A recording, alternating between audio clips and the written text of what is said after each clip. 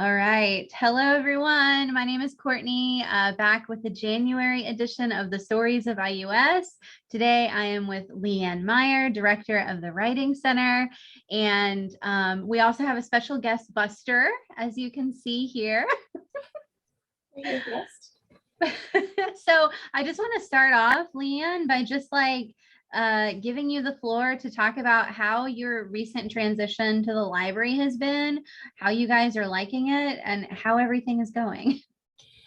Well, thank you for having me, Courtney. I'm always excited to talk about the Writing Center.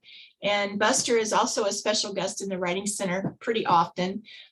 So if you ever need if someone said a blood pressure check, you can come up and play with him. I cannot tell you how happy that we are to be in the library now. Believe it or not, and if you would follow us on Facebook, you would see that I have tried to get into that space for about 12 years. And I know, right? And so on the Facebook page, many of the consultants from over the past 10, 12 years have said, oh my gosh, your dream came true. And I said, yes, because I had always explained to them that actually that space up there lends itself to what we do so well. Not only is it the prettiest space in the library, I think, and the prettiest space on campus, but it is also, it brings a lot of fresh light. We enjoy the atmosphere. We have sitting areas. We have our collaboration stations. We just have so many opportunities for students to sit around and talk about really just about anything. And of course, writing. They love to talk about writing in that room. And of course, that's my favorite subject. So it's sort of, I always say the planets aligned finally about last summer, where it looked like the opportunity was going to come to fruition.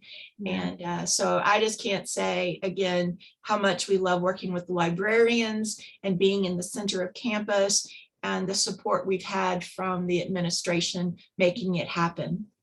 We're so excited as well. And we were talking a little bit before we hit record here about how it is, just a natural fit. And, anybody who has visited libraries recently, like in the past, 5, 6, 7 years, even can very clearly see that libraries are these collaborative spaces, and not necessarily just like the gatekeepers of, 100 years ago.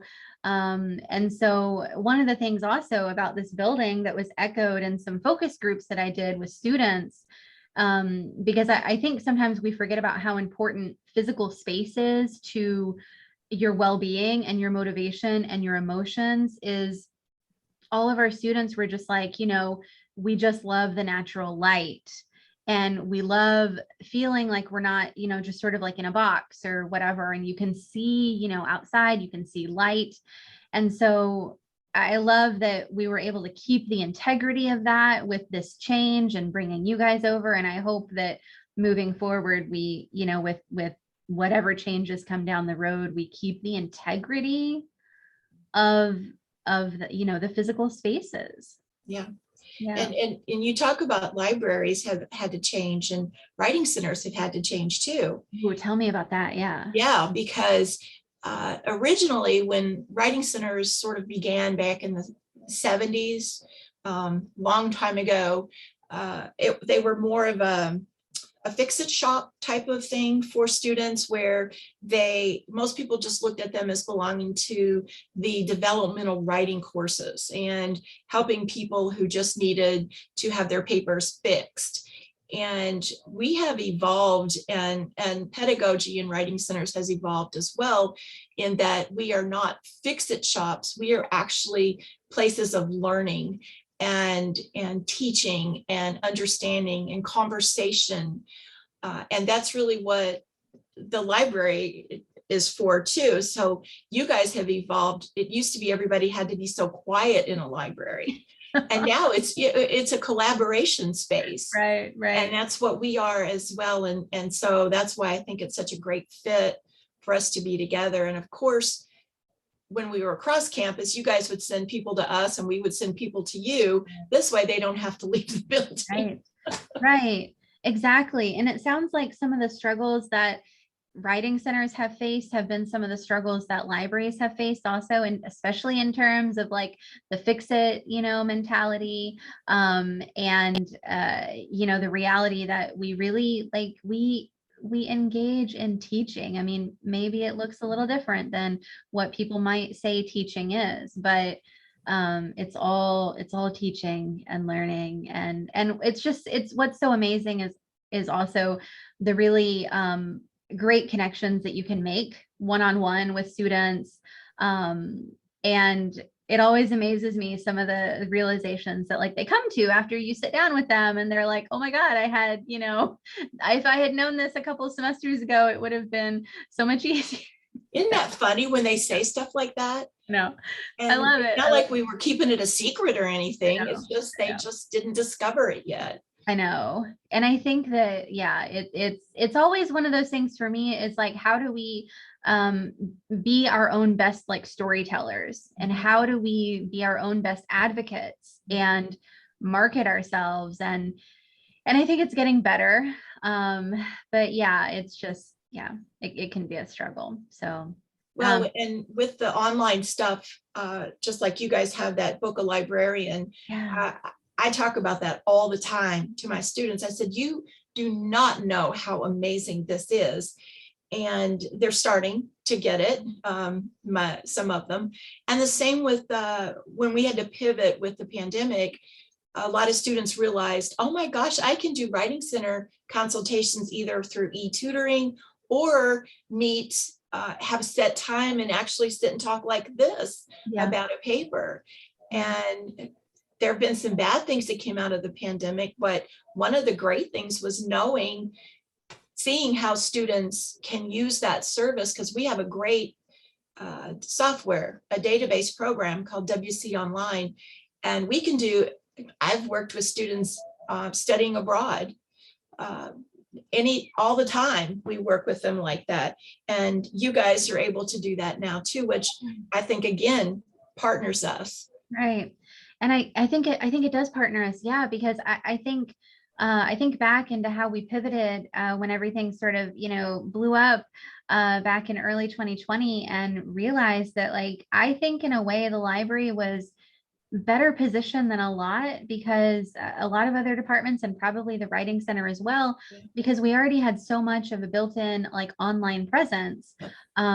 I mean, I cannot even tell you how many years it has been that you've been able to access like databases 24/7. And I think sometimes people lose sight of the fact that like when you get on a database at, midnight, some Wednesday when you're doing work or whatever, you're using the library. Right. And so, yeah, I think that is another way that we're partnered. So it's just an amazing transition, I think. One of the things that I also want to make space for in these conversations is giving people the opportunity to talk about themselves a little bit beyond just our clinical roles as university employees, because that's just one part of our lives. So we were talking a little bit about Florida a second ago, or you mentioned it. So I would love to hear more about that and just some of the other stuff that you enjoy. Well, I'm an outdoors person. And so I used to show horses all over the country. So I have that in my belt, in my little repertoire back there. And of course I love dogs. Horses are just big dogs to me. So, but I'm a dog lover, and my oldest son lives in Florida with his wife, and they're expecting their first baby in May. And so I will be a first-time grandparent coming up in May. And I really cherish my role as a parent and soon to be grandparent. And I really feel like that kind of lends itself to what I do at school too. I tend to mentor a lot of those students, many of them who come in and hang out with us. I always say the Writing Center is a safe place to come and share and the students share with each other too. They solve a lot of other issues, talk about the counseling services and all the things that on campus that are good.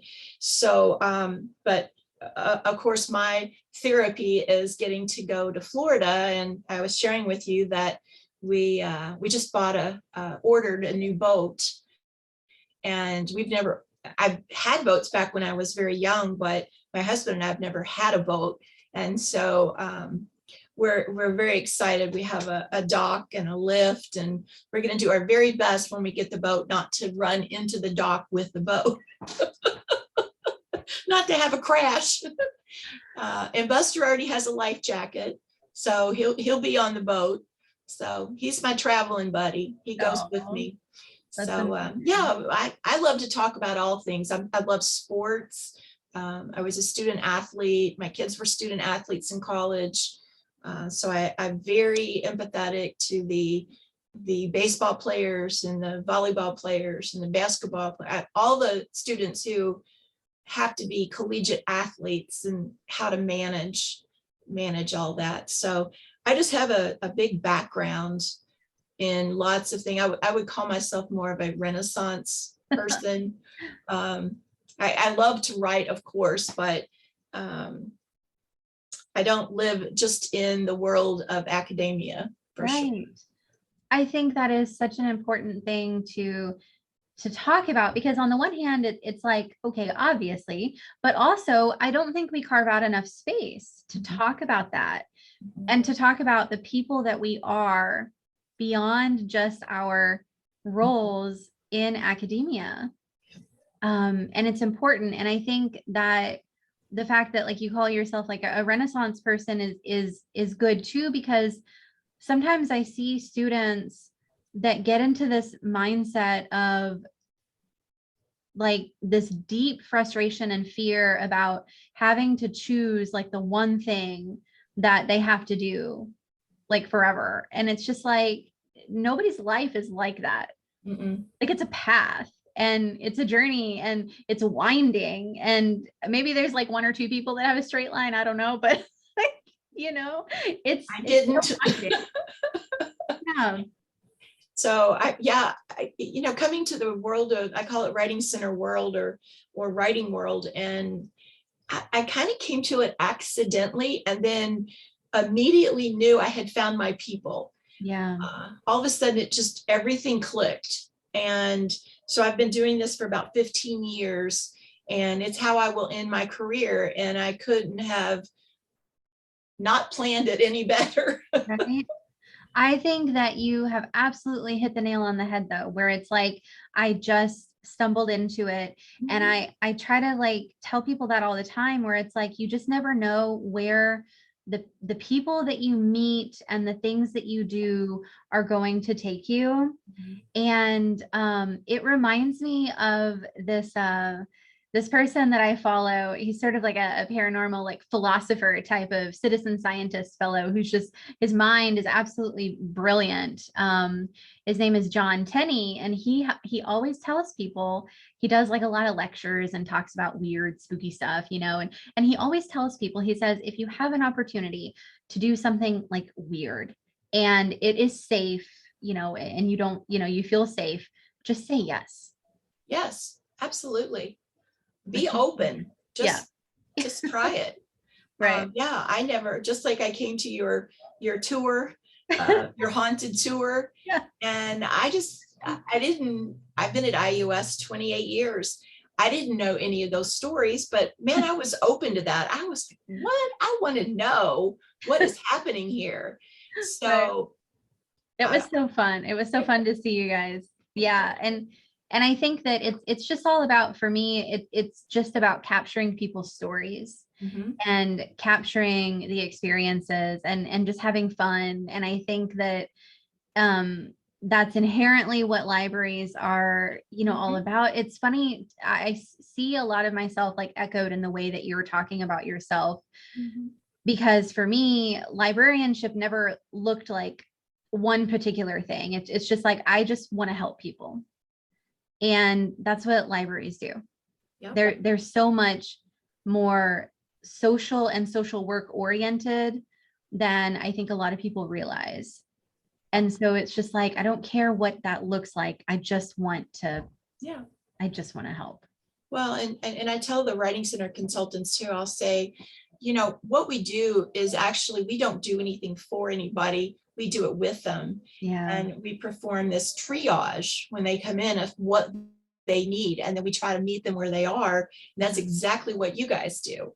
Yeah. So I know libraries have evolved that way, because it used to be I would go to the library, and if you ask for help, they'd be like, whoa, and then they'd go pull a couple books and go, here you go.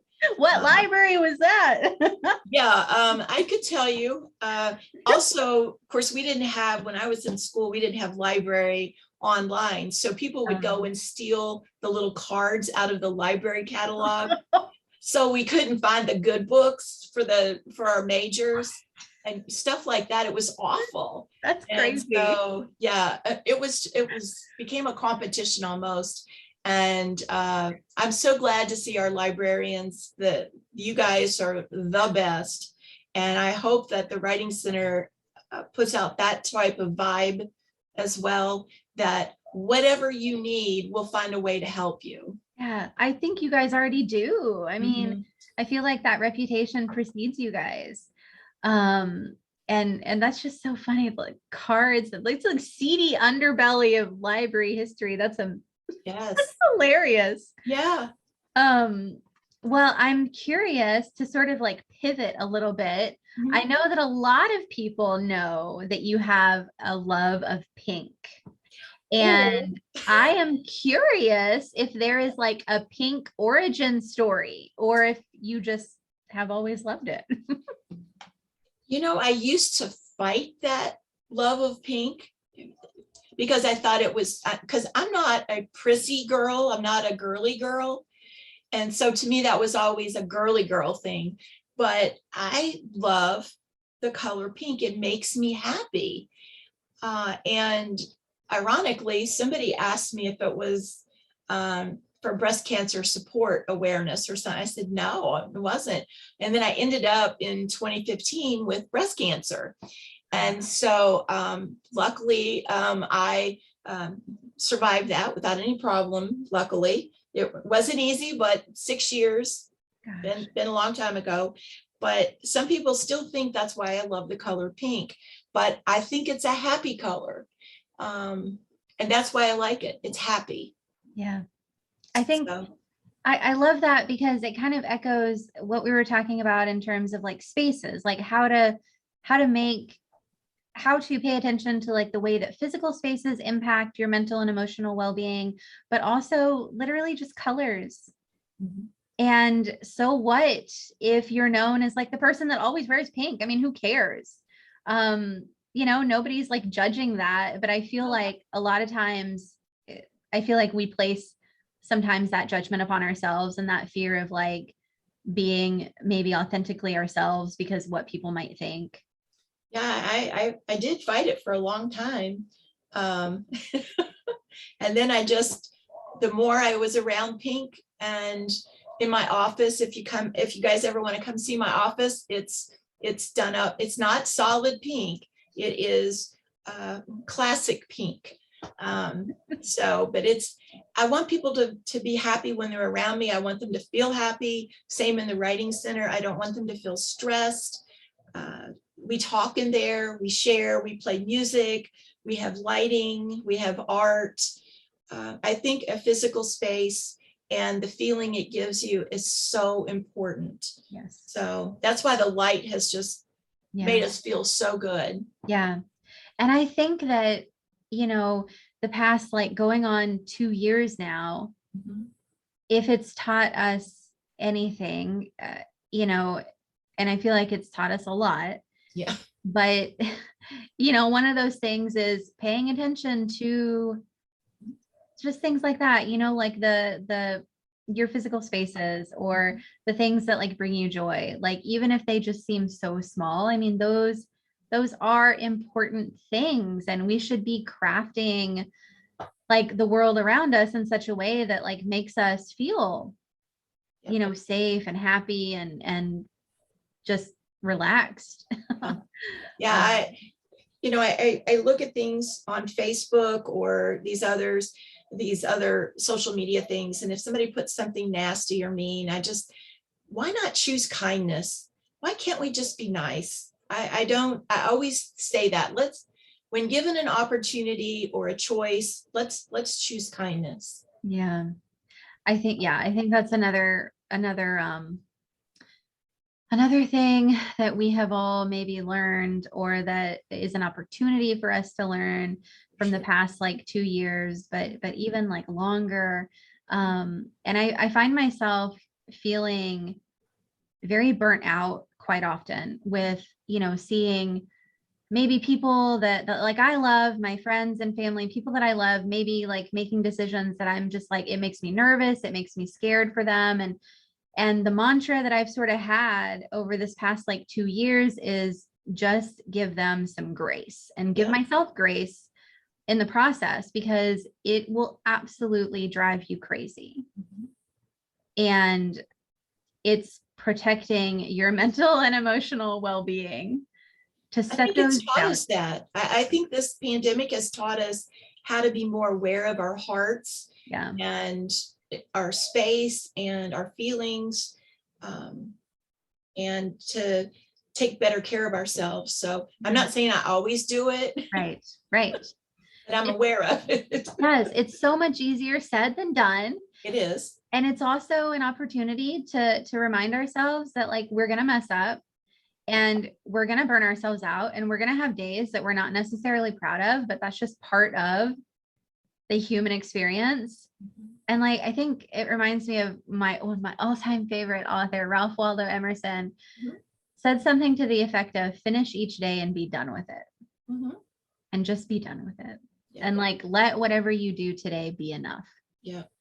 So, which I think is also something that at least like I know I have spent a lot of time thinking about these past 2 years, like feeling like I've not done maybe enough, or should be doing more, or but it's also like we have to recognize the situation that we're all in right now, and just give ourselves some kindness. Yeah. Some grace. Yeah. So, Yeah. I God. don't know. I've learned to like myself. I'm not perfect, but and here's my other dog back there. Yay. She has 3 legs now. So you can watch her. See? So she's taught me resilience. There you go. She had bone cancer, broke a leg. We had to have a leg removed, and she just moves right on like nothing ever happened. So, she's as happy as she can be. So if she can do it, I can do it. There you go. Oh my gosh. Well, is there anything else that you would like to, that you think you'd love people to know about you, or about the Writing Center? That we just want to help people, and we'll find a way. Whatever it is, we'll find a way. I tell them all the time, and I tell parents too when they come through on the tours. I am a parent. I had kids in college, and sometimes they just need a place to go and sit and maybe say, oh my gosh, I got charged for this, or this happened and I don't know what to tell this teacher. And we can just sit and talk about it. I don't have all the answers, but Yes. I'm a good listener. And as a parent, I always wanted to know there was a place my kids could go and just sit down and talk to other students or feel supported. And that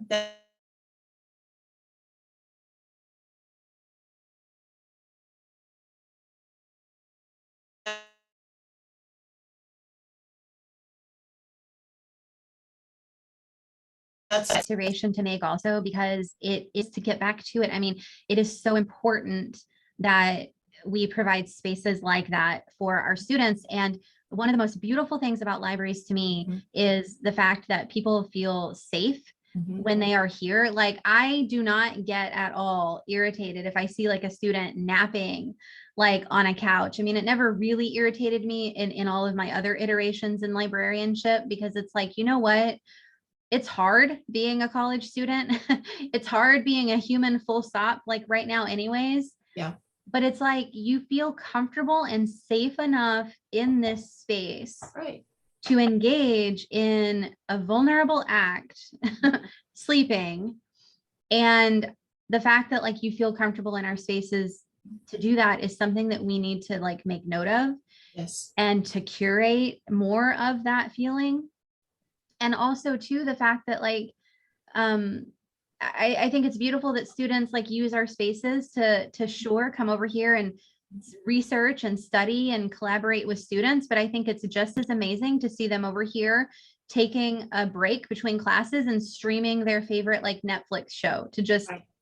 unwind, because you cannot go at 100% all the time. Yep.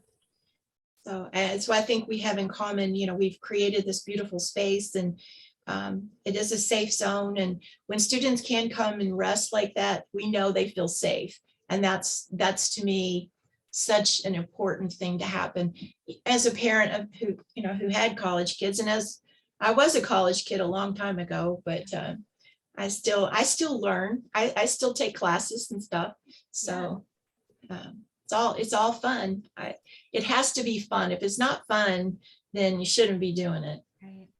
And I think that's another really good point too, is like recognizing that, yes, you can call us experts in our respective fields, but that doesn't mean that we've gathered everything that there is to know. And we're still engaging in that learning process alongside our Yeah. students, just in a slightly sort of different way. Yep. But yeah, this has been such a lovely conversation about writing centers and libraries and spaces and the emotional attachment of spaces. And I like to end these talks with sort of a silly question, but I think it's a fun one. What is your favorite candy? My favorite candy.